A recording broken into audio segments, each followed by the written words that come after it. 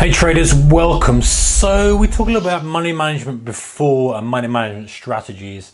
I've been looking at the D'Alembert, if I pronounced that correctly. I'm not sure. I've only, as I say, looked up the internet, money management. And this really comes down to looking at a kind of 50-50 trade, if you like. So this is from a betting perspective that I've looked at it. So in other words, you've got an outcome that's, red or black or 50-50, whatever it may be.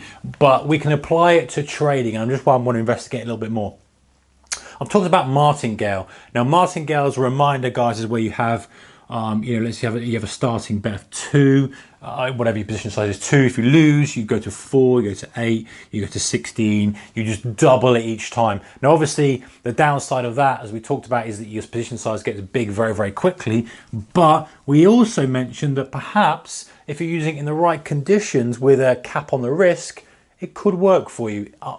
This is not completely eliminated it. And then there's anti-martingale as well. But this one is, as I say, D'Alembert, I believe is how you pronounce it. Someone could correct me if I'm wrong. So the idea of this is that let's look at it from a pure 50-50 outcome perspective, and then let's see if we can put that into a trading rule to see if there's any advantage to this.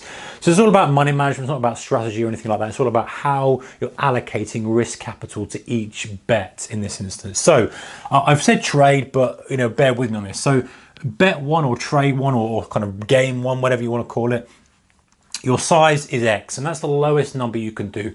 And that could be 1, it could be 10, it could be 100, it could be contracts, it could be whatever, but you've got literally a fixed number of X. And with every outcome that's a loss, you add 1 to that. So in other words, if you're starting out with £1 or 100, you're adding 1 to it. So let's say you start with £1, you then do your next bet. If you lose that one, you increment it by 1, you do £2. The next bet you lose that one again. The next bet you do £3. You lose that one, so the next bet you do 4. So instead of martingale, you're doubling it, you're just adding 1 to it. You're just adding 1, 1, 1, 1, 1. Okay, now the fourth bet or fourth game or fourth trade, this one you've won. So you've won 4 times back. In this case, 1, so you've won 4 back. You're not quite back to where you were, but you start to go down the scale now. For every time you win, you move down the scale by 1. So your next bet is 3x, in this case 3. You win that again, great, you're now in profit. You win that again, so you go down, down, down, until you're back down to x, and you never go below x. Okay, so you just literally stagger it up and stagger it down. Now, the advantage of this obviously is over martingale, you don't get really ridiculous very, very quickly. Although you can, if there's a series of kind of 20 in a row, if X is too high for you in the beginning, it may be not so great.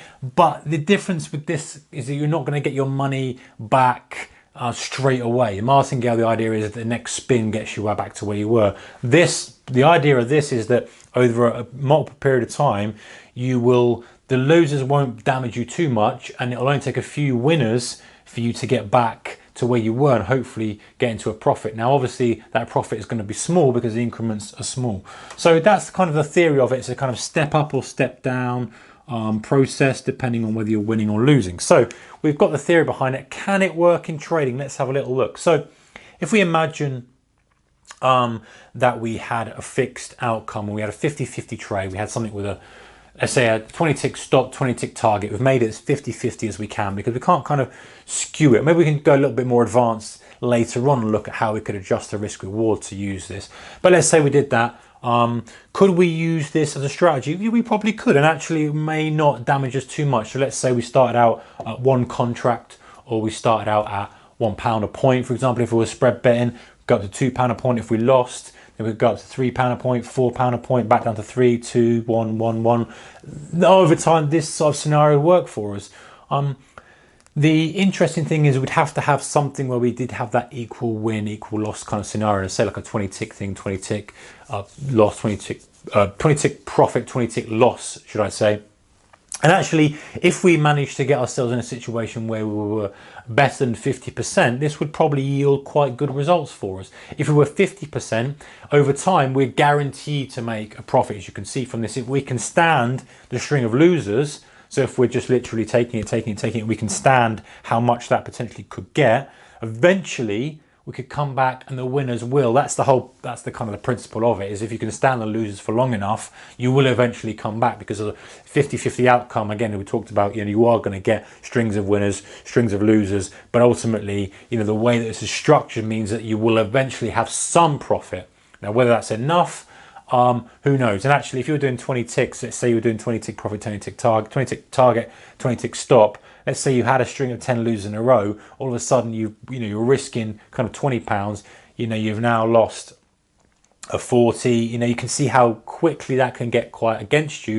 And same with all these kind of betting things, betting strategies, and betting principles. So, how could we do it if our money management was this D'Alembert strategy, but we're using a risk-reward ratio of kind of 2 to 1, 3 to 1? Would that make things different? It probably would, but don't forget that the odds of something moving, if we're just looking purely from a statistical perspective, the odds of something moving twice as far are half as much as they are moving half as far, if that makes sense. So the odds of it moving, from here to here, are double than moving it from here to here. So in other words, twice as likely to move here as it is to here. So in other words, it almost cancels it out in a way. But it'd be interesting to see, actually. It'd be interesting to see somebody to kind of, use that. Perhaps you could this is the kind of thing that you could use with back testing. You could literally have a coin toss strategy with trading, an X tick stop, an X tick loss, using this, and kind of see how the P&L moves. It'd be interesting to see how the maximum excursion is, how much maximum loss you take, how much profit you can potentially get out of it. That would be an interesting thing if someone did that. So anyway, that's a D'Alembert money management. Go and have a check out on Google if you want to read more. Interesting. Don't think it's anything amazing. Doesn't blow me away, but perhaps something to consider under the right conditions. All right, guys. If you like the video, give it a thumbs up, and comments below as always. Appreciate it. Take care. See you soon. Bye bye.